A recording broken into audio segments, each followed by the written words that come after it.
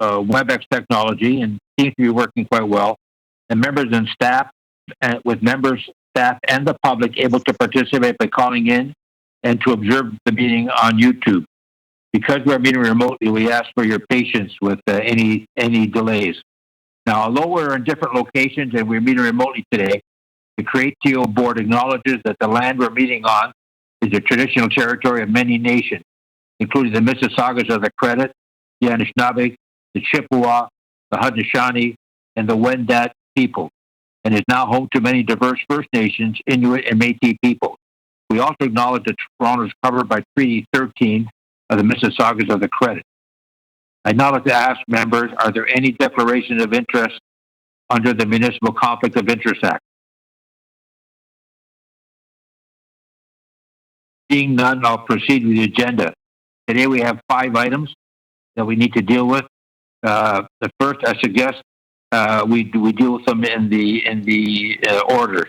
The first one is the first item is enabling remote electronic participation in CreateTO board meetings during an emergency. This is a report from the city clerk, and I'll ask Jennifer Forks to provide an overview. Jennifer? Thank you very much, Mr. Chair. The members, the recommendations in the report before you are the necessary amendments to the procedures bylaw for CreateTO that allow the board to hold a fully remote or virtual meeting. Essentially what they do is they allow any member who is attending by electronic participation to be counted towards quorum, and therefore all members are able to participate in this meeting remotely, and we will still have quorum for the meeting. And they also allow members to participate in a closed session of the board while participating remotely. These provisions are only in effect during a declared state of emergency, and so once the emergency is over and life returns to its usual ways, the board will revert to its usual procedures in holding in-person meetings once we're able to back here at City Hall. I'm happy to answer any questions. Does anyone wish to speak on this item? Hearing none, I'll move that we adopt the recommendation. I'll ask the clerk to display and read out the recommendation. Thank you, Mr. Chair. The recommendation reads, the City Clerk recommends that the Board of Directors of CreateTO 1. Amend Bylaw 1-2018 and adopt the draft bill in Attachment 1 to provide that during an emergency declared to exist in all or part of the city under Section 4 or 7.0.1 of the Emergency Management and Civil Protection Act. A member of the board may participate in a meeting of the board or of any committee of the board by electronic means and will be counted in determining whether or not a quorum of members is present at any point in time. B, a member of the board may participate electronically in a meeting of the board or of any committee of the board that is closed to the public. And 2, request City Council to approve the board-approved amendments to Bylaw 1-2018 made in accordance with Recommendation 1.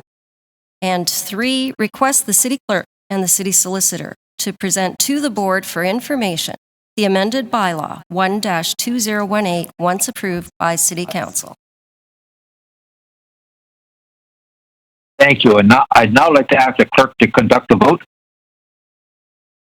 Members, when I call your name, please unmute your microphone and indicate your vote by saying in favor or opposed. Councillor Anna Bailao. In favor. Jane Beattie. In favor. Ron Carinci. In favor. Councillor Paula Fletcher. In favor. Dennis Fatinos. In favor. Sandra Levy. Favor. Marcy Zeidman. In favor. And Mr. Chair, your vote? In favor. The motion carries unanimously. Thank you very, very much, the clerk's office. Thank you, Carol. The next item is the procurement policy. Now, this is a staff report, and I'll ask our CEO, Brian Johnson, to provide an overview. Thank you, Mr. Chair. First of all, welcome everybody to our board meeting. The item we're discussing is RA 12.2, which is the procurement policy. Just as a reminder, we discussed this at the prior board meeting, and we took it back and we made a few amendments, and we distributed the information, and I believe that there was a subsequent correction of a small item on that procurement policy. And I am going to hand the podium over to Jaspreet, who is our CFO, and ask her to take us through this and explain to the board what it is we're seeking approval for. Jaspreet? Thanks, Brian. Today we're asking that the board approve the procurement policy for CreateTO. When CreateTO was first established in 2018. Sorry, can I just make sure everyone can hear me? Just announced rent relief. That's great. Okay, I'll continue on. So when CreateTO was first established in 2018, the agency had adopted the procurement policy that had been in place at Build Toronto. And the intention always was to later do a holistic review and develop a procurement policy for CreateTO. 2019, this review took place, and in drafting this policy, management considered the procurement policies of both the City of Toronto and other agencies and corporations as well. I should also note that earlier this year, the corporations that CreateTO manages, being Build Toronto and TPLC, also adopted revised policies that mirror the policy before the board. So with that, I'll stop and see if there's any questions. And if not, I will ask if clerks could please put up the recommendation, and I'll turn it back to the chair. Question? Any questions? Yep. Mr. Chair, Yes. I just want to know how often this policy would be reviewed. I'm not sure I saw that in there. That's great. Don't have any thing specifically documented in terms of how often it would be reviewed. But this is something, along with all other policies, we take a look at annually to see if anything has changed in our environment that would require a change. So it will be looked at annually, but it's not something that's formally documented in the policy. Mr. Chair? Yes, Paula. I would like to have that clear, that annually any changes would be brought forward to the board, or just so that procurement's always a difficult thing. And I would like to make sure that we have good oversight over that. So I'm not sure how you'd like to do that, Jaspreet, but I'd like to include that somehow. Yeah, we should Included in the formalize recommendation. formalize an annual review process. There'd be an annual review. Yeah. Staff as to, that's fine. Yeah. Are you adding that somewhere, Mr. Chair, or how are we dealing with that? I think we can add that. The clerk, if the clerk is there, we can add that right to the recommendations now that there's an annual review as well. Yes, that's fine. You're moving that? Yes, as part of the recommendation. There's two recommendations now, and this will be the third one. We'll add on the annual review. Right. That's fine then. Good. So now, Thank you. Thank you. Is there any other questions? If now, I'd like to move that we adopt the staff recommendations with that addition, and we ask the clerk to display it and read it.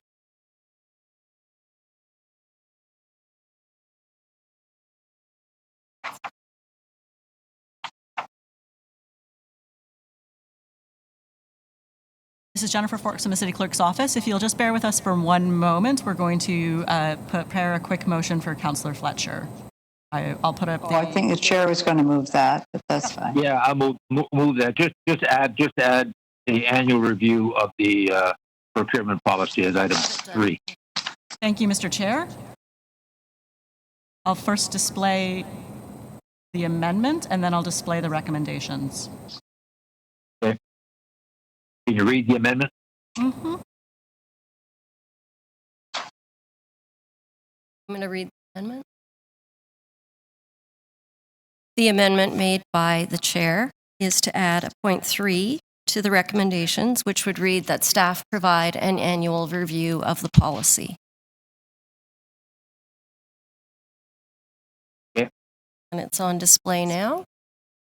And the other recommendations in the report, I can read them now. The Chief Executive Officer recommends that the Board of Directors of CreateTO, 1, adopt the procurement policy attached in Appendix A to this report. 2, authorize the Chief Executive Officer or his designate to make such non-material amendments to the procurement policy as may be appropriate from time to time to respond to the evolving requirements of the organization, provided that the Chief Executive Officer or his designate shall not amend the procurement thresholds without obtaining further approval from the Board of Directors. Thank you, Clerk. And I'll ask you to conduct the vote now. Carol? Okay. On the chair's motion, and the item is amended, so all 3 points. Members, when I call your name, please unmute your microphone. Councillor Anna Bailao. Agree. Jane Beattie. Approved. Ron Carinci. In favor? Councillor Paula Fletcher. In favor? Dennis Fatinos. In favor? Sandra Levy. In favor. Marcy Zeidman. In favor. And Mr. Chair, your vote. In favor. The motion carries, Mr. Chair. Thank you very much. The next item is item 12.3, which is the proposal for long-term land lease with the city-owned property at 11 Bay Street. Again, I'll ask our CEO, Brian Johnson, to provide an overview of the staff report. Thank you, Mr. Chair.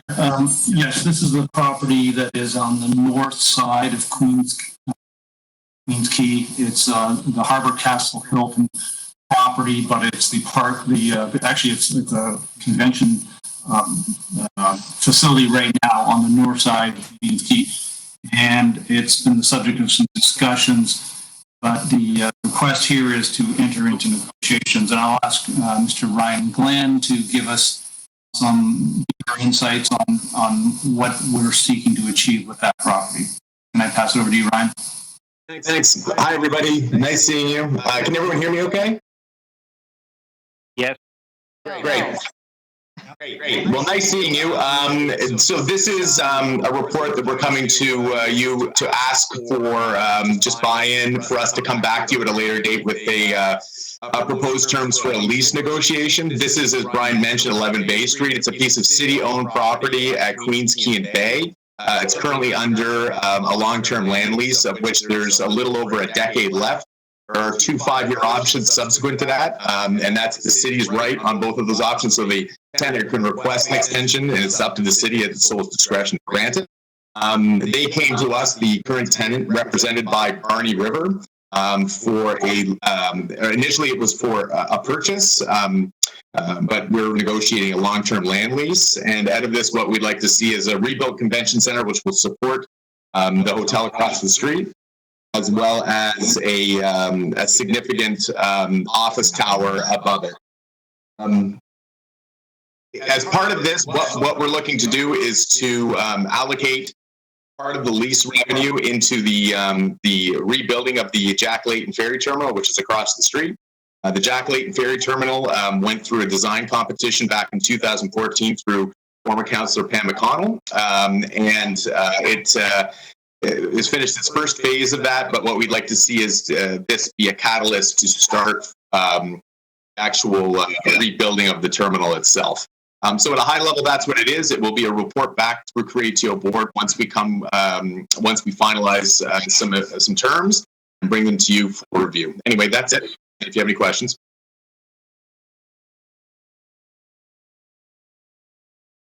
The local councillor is aware of this. Yes, and local councillor Cressy provided a letter of support, which is made public through the city's website.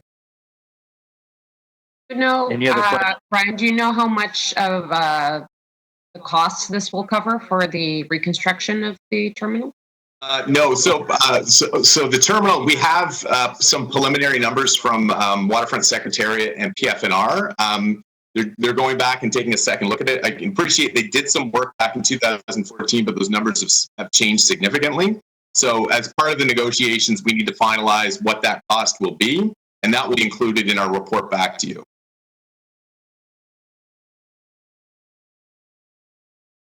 Any other questions? So this whole thing will come back to us for approval.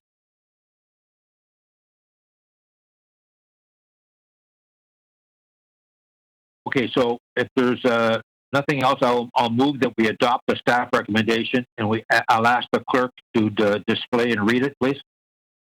Thank you, Mr. Chair. The recommendation reads, the Chief Executive Officer, CreateTO, recommends that 1. The Board of Directors of CreateTO direct the Chief Executive Officer, in consultation with the Executive Director, Corporate Real Estate Management, the General Manager, Economic Development and Culture, the Chief Planner and Executive Director, City Planning, along with the General Manager, Parks, Forestry and Recreation, to negotiate the terms and conditions of a long-term fair market value lease agreement with SCG Aquarius Toronto Hotel Inc. as tenant and SCG Aquarius Toronto Hotel Inc. in its capacity as general partner for SWA Toronto LP as beneficial tenant, to design, build, finance, and operate a new office building and convention center and other complementary facilities at 11 Bay Street, and to report back to the Board of Directors of CreateTO on the results of the negotiations. Thank you. I'll ask the clerk to conduct the vote. Members, when I call your name, please indicate your vote with in favor or opposed. Councillor Anna Bailao.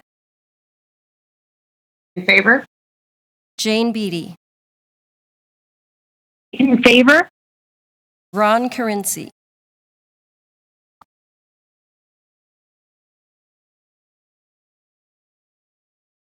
I can't hear your vote, Ron. You might have to unmute your microphone. In favor? Thank you. Councillor Paula Fletcher. In favor? Dennis Fatinos. In favor? Sandra Levy. In favor? And Marcy Zeidman. In favor. And your vote, Mr. Chair. In favor. The motion carries unanimously. Thank you, Carol. The next item is 12.4, the Housing Now progress. I'd like to ask once again our CEO to provide an overview of the staff report. Mr. Chair, this is obviously a very important initiative that we're undertaking, which is the Housing Now. I think it's fair to say that some of our progress and speed has been impacted by the pandemic that we're experiencing. However, things are moving forward, and I'd just like to acknowledge that our staff is doing a great job in terms of keeping the train on the rail, so to speak, and despite the fact that everybody's working from home, and it's not always easy to get a meeting of minds or address issues specifically when we're not in the room together. It's obviously been a different experience for all of us, and so again, I'd just like to acknowledge staff and the work that they've been doing. Don Logie and Carlo Bonini are kind of point people on the file, both the existing properties that we're working with, as well as consideration of future. There's a bunch of people involved. I shouldn't be so narrow in my disclosure, but it's important just that Don and Carl are going to do some explanation for us. And so That I'm going to pass it over to Dawn, and Dawn, if you could start it up, and then introduce Carlo as well. I think everybody would appreciate that. Okay, thank you, Brian. Can people hear me? Yes, I can. Good, thank you. What about if you just ask who can't hear you? Good point. I just to carry on, just to further talk a little bit about Brian's initial comments on the impacts of COVID. I do want to say that our planning staff in particular, and many people in the city, are working very hard on all of these with our staff, and we're making progress. And Carla will give you some of the details of the individual projects that we're working on. Our brokers are telling us that the market has slowed down substantially since mid-March, with a significant reduction in the numbers of bids they're receiving and the softening of prices. And as expected, I think that this downward trend will continue at least until businesses are allowed to reopen and people can see their way to things improving. And while most and I think the other element that while the staff are working very hard with us, the fact that some staff are focused on other priorities and the lack of council and committee meetings, our schedule may slow down a little bit. In addition to our concern about bringing any new product out to the market at the right time when the development community will be receptive. And so once we see a path to getting back to normal, we'll present a revised schedule to the board of our future, when we're taking our future sites to market. But having said that, we believe that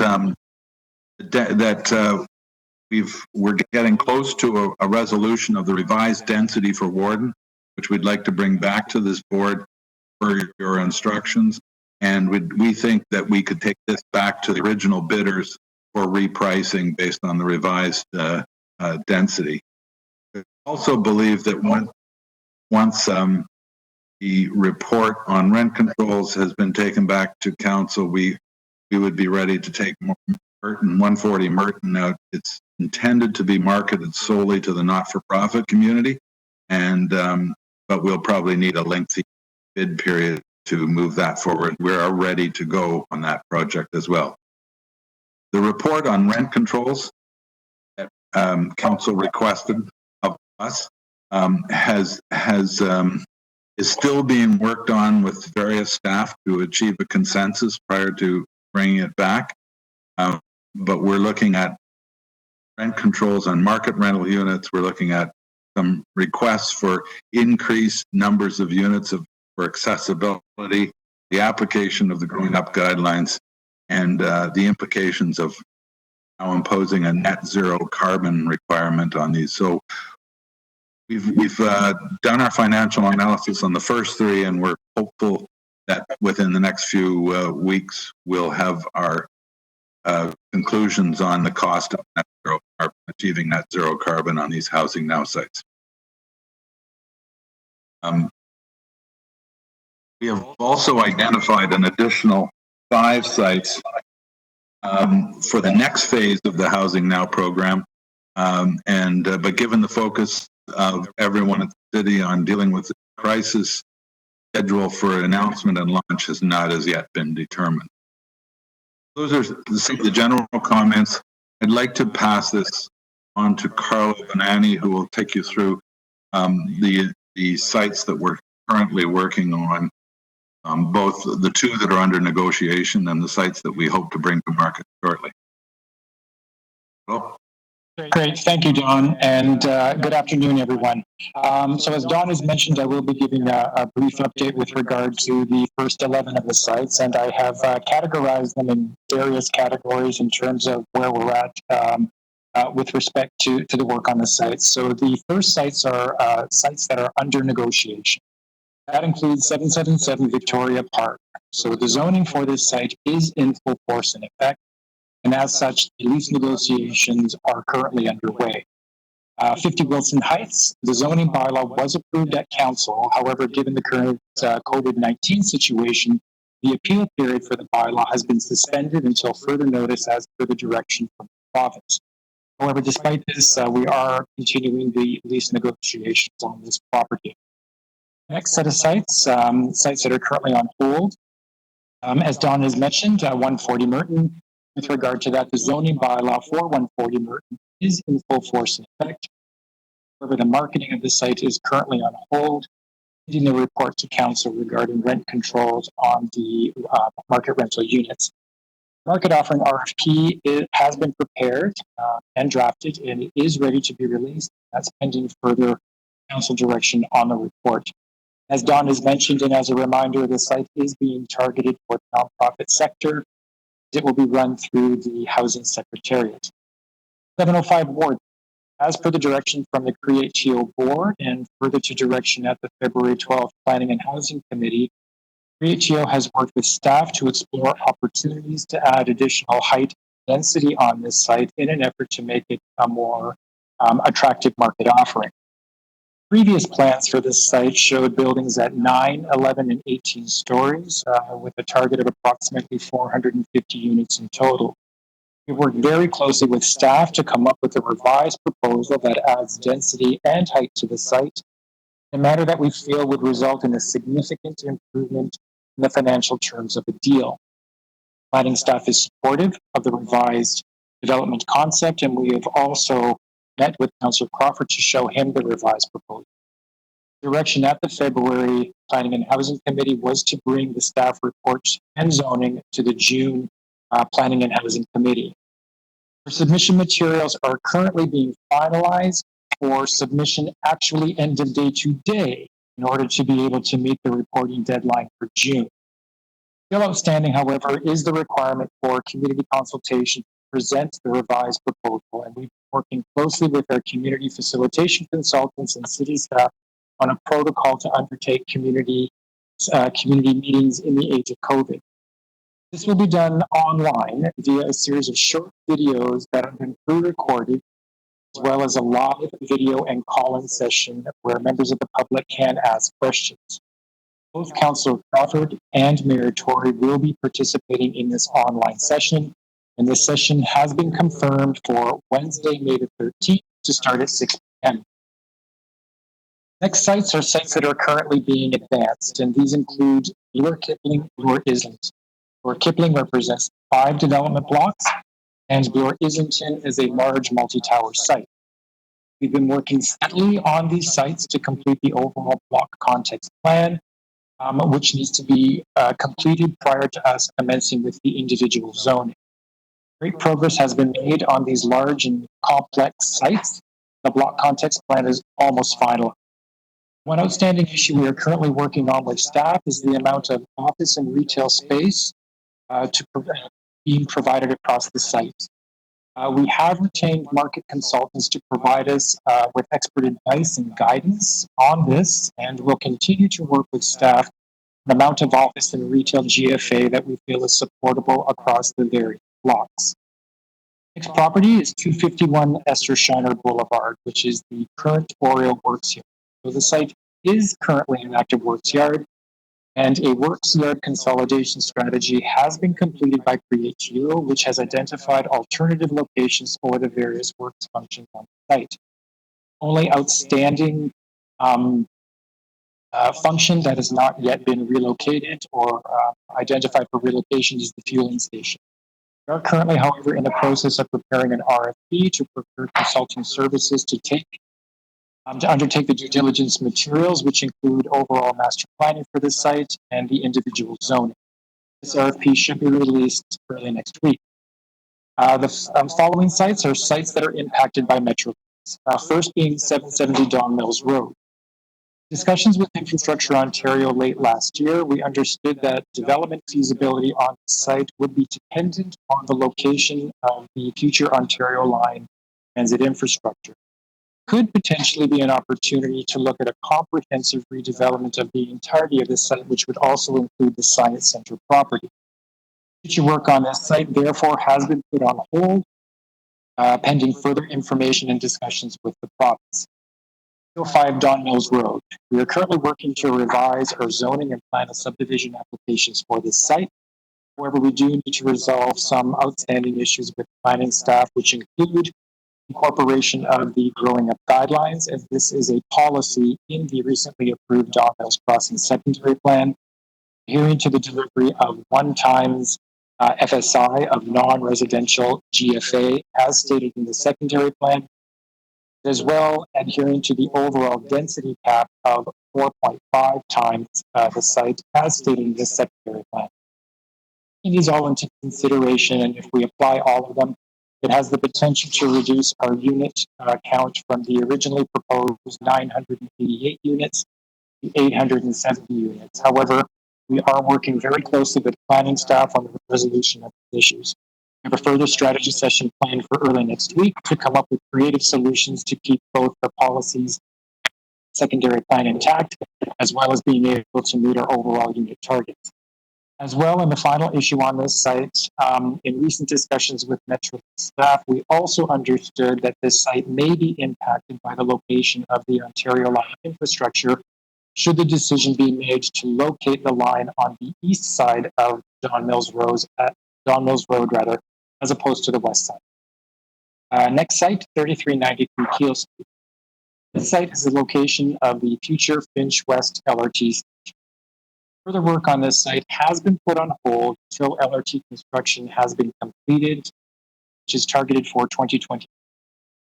CreateTO will reevaluate the potential development on this site once all construction has been.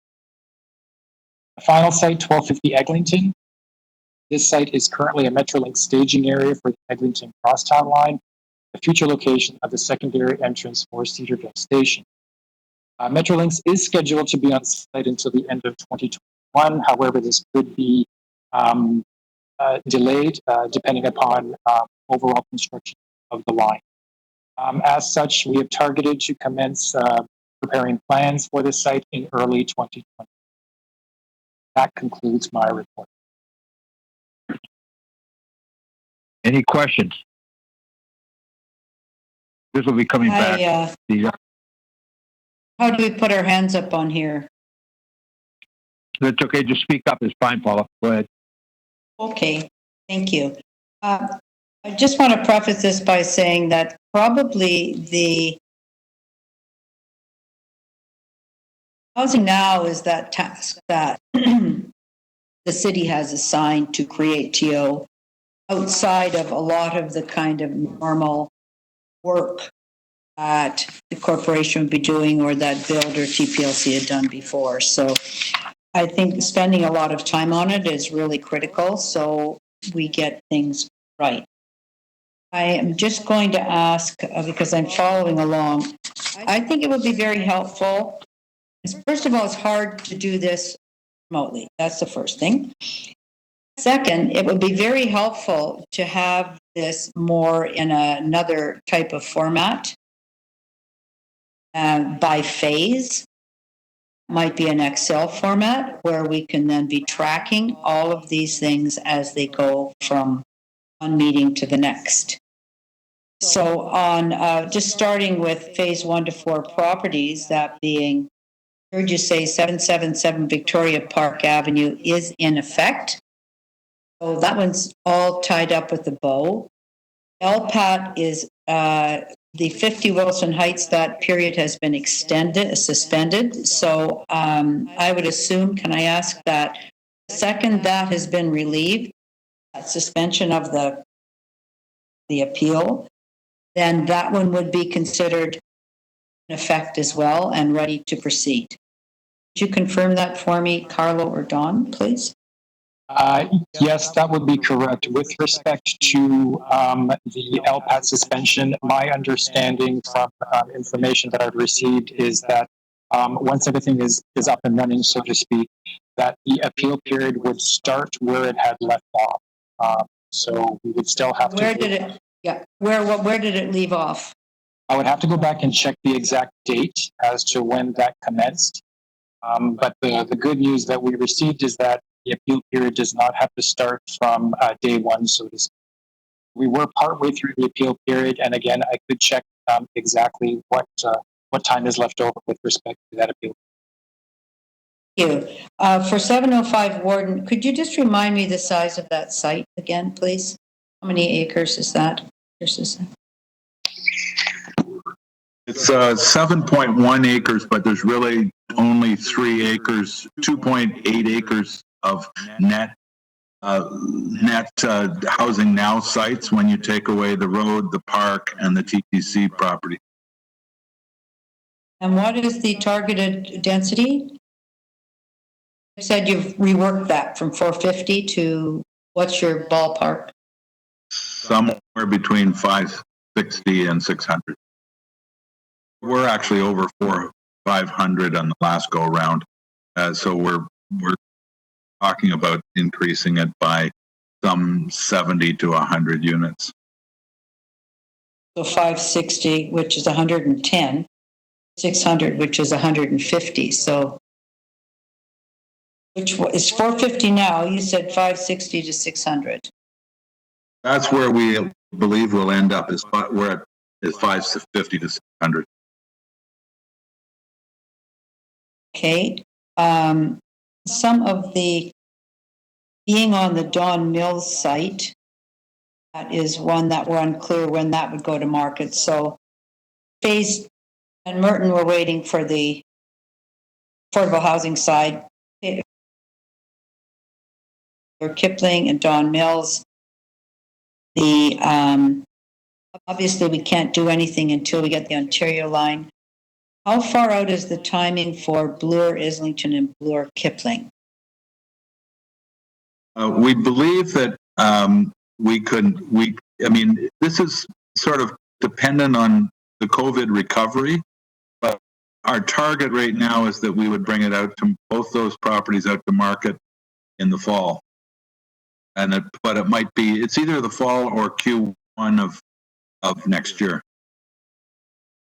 I'm sorry, I just have to go back to Warden because I don't hear, but Brian had said that this would be redone and then recirculated to whoever had bid last time.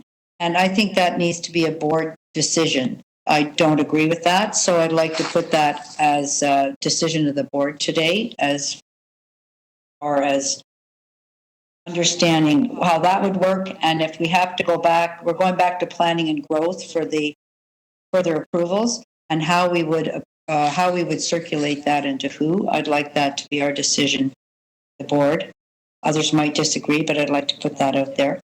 And then for phases 3, the 3 properties there, I am concerned about, number one question is the yards consolidation. Who has to approve that? It'll open up the Oriole yards for the housing now. I believe there's a budget being proposed for, so it would go to council for the relocation of these municipal services. So you're saying that council has to approve not just the budget, but the new locations? I would expect that would be, I'm not familiar with how that process works, but Ryan, maybe you can let us know how this plan be presented. Everybody, Councillor, and I know Vic and Nat and I met with you about the South Yards consolidation, but this would be, the plan would come back through the CreateTO board and ultimately through council. Yes, confirming that. So for the, so you have a location in mind already for the Oriole Yards in order to free this property up? Where is that? It's the other city property. That's correct. Where is that?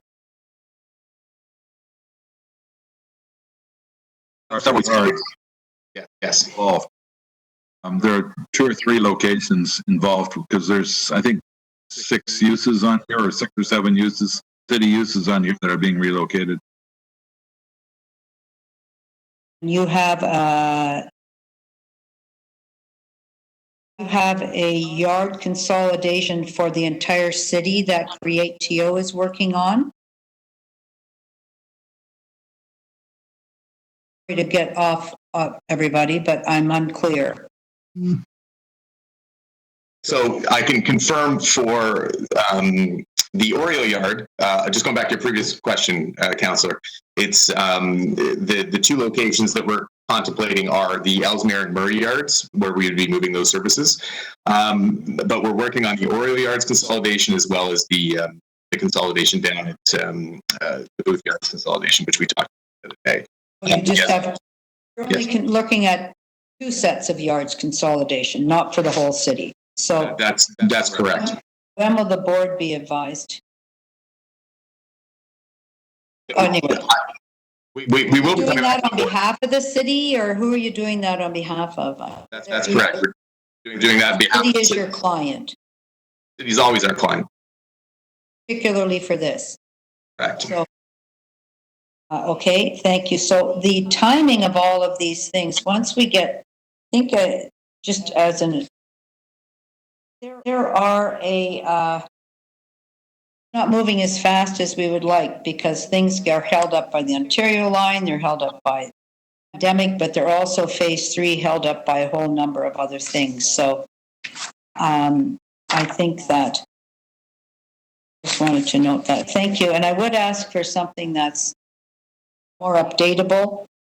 That would be. Yeah, we'll Counselor, they'll look at the scheduling and what they can update in a clear fashion, so we can track that. I'd like an Excel or something. Thank you very much. And what are the 5 new sites? And when are we going to hear about those? That sounds pretty exciting. Where are those that you're? I forget if you mentioned them, Dawn, or Brian mentioned them. We haven't mentioned them because they've not been announced. Sorry, are we the board or are we hearing about things? Not clear.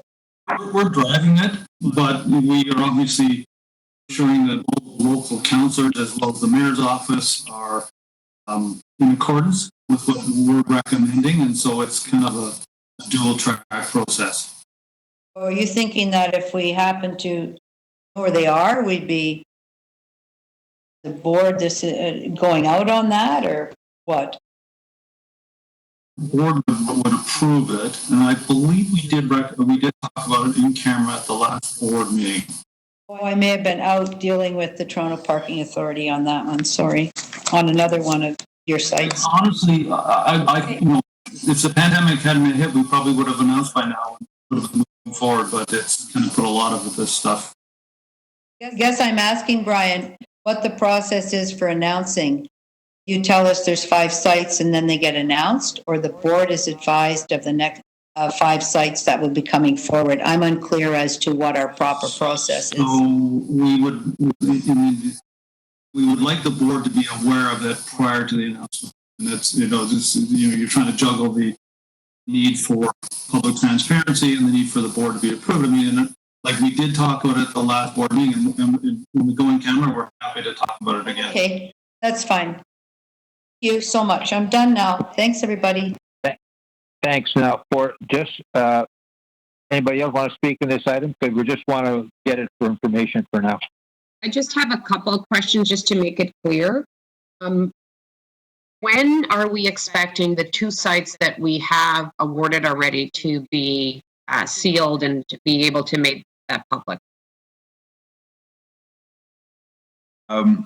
So we're working through a process, in an internal process in the city for negotiating this, but we do expect that this will take at the best 2 months to finalize the lease documents and the purchase and sale agreement for the site. Is that what we had on our schedule? Months has been the original, yes. We had assumed though that the term sheet would be finalized a lot more quickly, but we're working on that. City staff try and get the term sheet on one of them. We finalized it on one, and we're still working on the other. We're a little ahead on one project. Okay, so And your are other you que- saying and your that we other should question? expect 2 months from now to have that done, or 2 months from when they were done? Once from now, from when we get a term sheet finalized. And so we got a term sheet finalized on the first one a week and a half ago. And we're not sure when the term sheet will be finalized on this because we're working hard with city staff, some of whom have been assigned and are having, we have to move that forward as fast as we can in these times.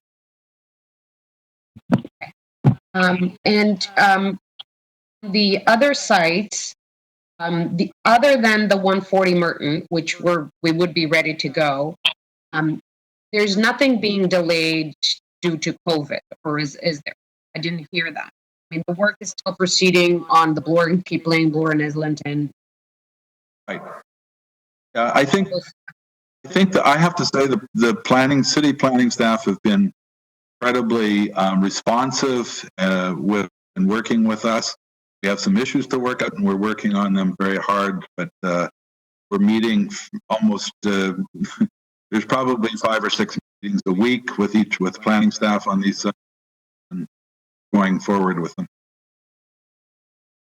So my request would be on that chart that Councillor Fletcher asked. I think it's important for us to understand what has slowed down because of this. How would we comparing to our initial target dates, and how are we slipping? I think it'll be really important. And if it is due to COVID or other issues. So the delays, and what are we Yeah, what's controllable and what isn't. So that's a good point. Okay. Okay, any other questions? Okay, so hearing none, I'll move that we adopt the staff based recommendation, was really just to receive the report for information.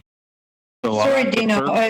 Sorry, Dino. It's Paula. I'd asked Brian about Borden site and what he'd said, and I'd asked to say, what are we really saying? We're just going to circulate that back to the same people that it did, or what the process will be? Perhaps without going into it here, we could. Obviously, we're not making any decisions right. No, we're not. I can answer that question. Paul, I can answer that question. It's a TBD. We are debating that internally, myself and Dawn and the team. The world has changed, quite frankly, in terms of how people are looking at real estate. That's pretty obvious, and so we can do what we want, but if that's not what the market wants, we don't want a failed process. And so I will pledge to you that we will bring it back to the board. Bring that issue back to the board. Thank you very much. Okay, clerk, can you conduct the vote? Yes, Mr. Chair. So your motion is to adopt the staff recommendation that the Board of Directors of CreateTO receive the report for information. Members, I will call your names, and please indicate your vote with in favor or opposed. Councillor Anna Bailao. In favor. Jane Beattie. Favor? Ron Carinci. In favor? Councillor Paula Fletcher. In favor.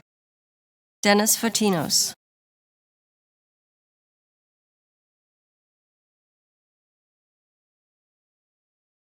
Sorry, I'm having problems.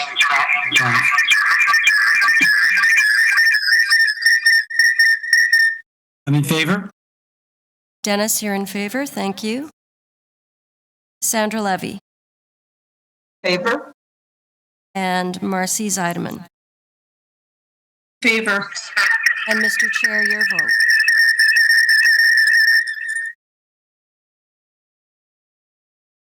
Mr. Chair, your vote.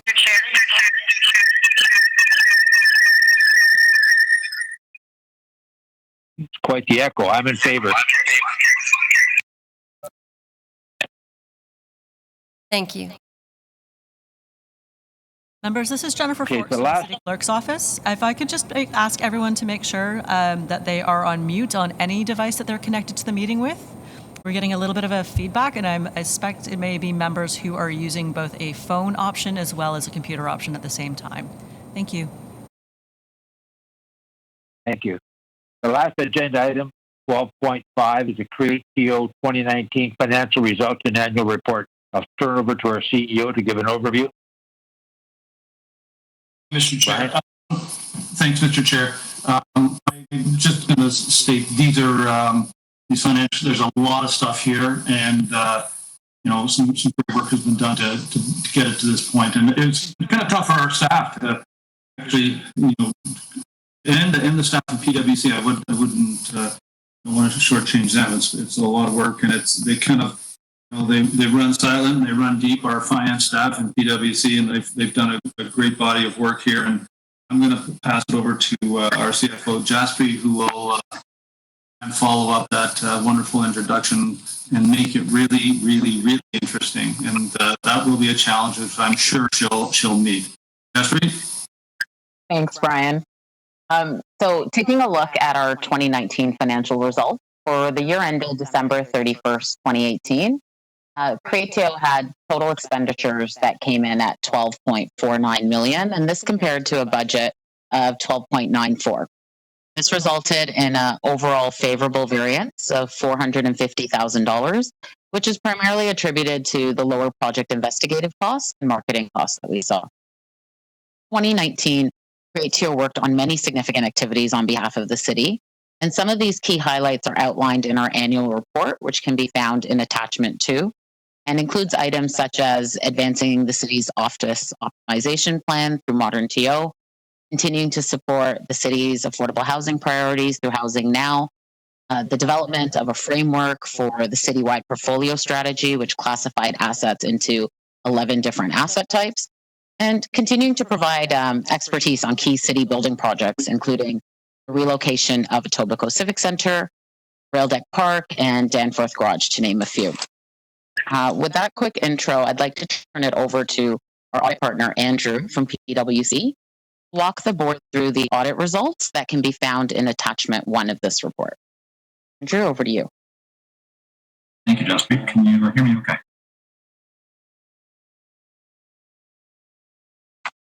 Andrew.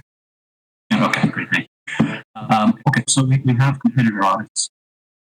Great. Our audits conducted in accordance with and was presented to you in the fall. We're very cooperative, quite open and open discussion on all key matters. Audits. Andrew, I think you got to get a little closer to your microphone. You're Yeah, can you? Yeah, we're not quite. Yeah, it's a bit garbled. Yeah. Can you hear me now? It's a little better, yeah. Okay. So the audit's done, substantially done. The management's very cooperative and open discussion on matters. Echo Brian's comments that in light of the shutdown last couple of weeks, I'm impressed and happy. I'm having difficulty hearing this. Does everybody else hear it? No, I can't. Andrew, I'm having difficulty as well. Okay, I'm Can't hear you as well. I'm not hearing either. going to hang up and dial back.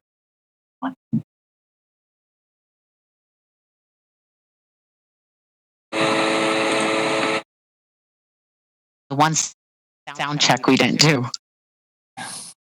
Yeah, it was the one sound check we did. He said Jaspreet's doing a wonderful job. She's outstanding. Yeah. Just a lot of praise. That's all that was being said. That's all it was. Just praise. And don't forget, at the end of this meeting, we have to hang up and redial in for the corporate board meeting. Different number. Andrew's just looking for his phone. I'm just watching him here. And I want to say how much I like your little daily musings and meetings that you send out. Thank you. I'm congratulating you on those. Trying to keep. I won't be able to join you on the other meeting. I'm just giving you my regrets right now. Okay, thank you. Hello, this is Andrew. Can you hear me now? Perfect. Okay. All right. So do I need to start over at the beginning? Please. Great. Okay. So we are substantially complete our audit of the financial statements of CreateTO. We have had complete and full access to management and had very open discussions on all key matters. And I would echo Brian's comment that in light of the recent shutdown, that the process didn't slow down at all, and we've been very productive on both sides in getting to this point. So I would commend the management team on that.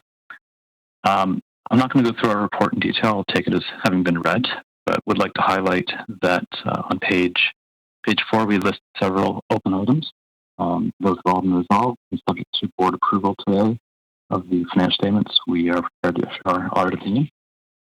Our report goes through several items of key findings from our audit.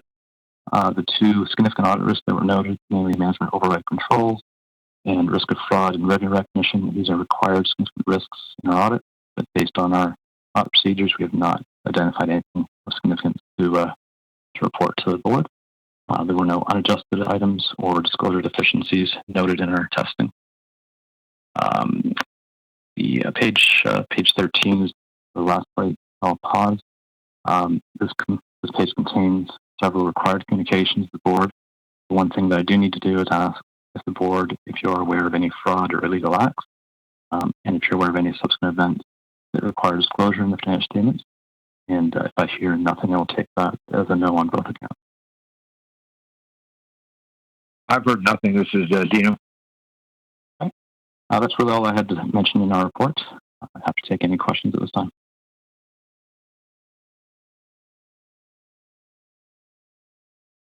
No. Okay, put it back to Jaspreet. Thanks so much, Andrew. And with that, I'll just take a pause, see if there's any questions on the financial statements themselves. Okay. Hearing none, I'd like to turn it back over to the chair and have clerks put up the recommendation.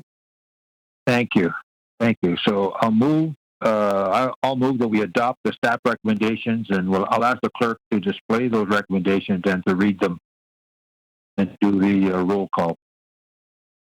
Thank you, Mr. Chair. Carol? The recommendation in the report reads, the Chief Executive Officer recommends that the CreateTO Board of Directors, 1, receive for information PricewaterhouseCoopers LLP's draft audit results report in attachment 1 of this report. 2, recommend that City Council receive for information the 2019 annual report in attachment 2 of this report. 3, approve the 2019 audited financial statements in attachment 3 of this report. 4, recommend that City Council approve the 2019 audited financial statements in attachment 3. And I will conduct the vote, Mr. Chair. Members, when I call your name, please indicate your vote by saying in favor or opposed. Councillor Anna Bailao. You said in favor? I think she's off the call. Favor? Jane I'm here. Beattie? Can you hear me? In I favor? did. I got your vote, Councillor. Thank you. Jane Beattie? Favor? Ron Carinci? In favor? Councillor Paula Fletcher? Favor? Dennis Fatinos? In favor? Sandra Levy? Favor? And Marcy Zeideman.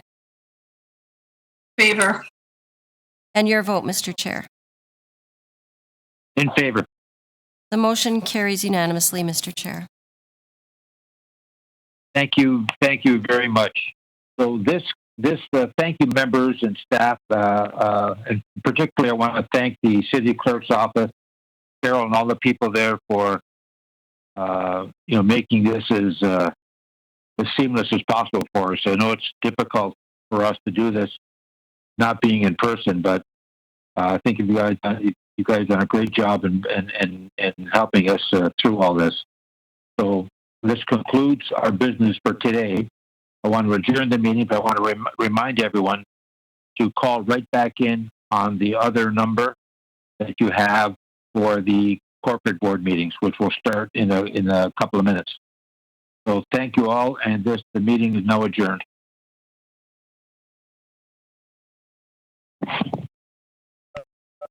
Thanks, Zeno.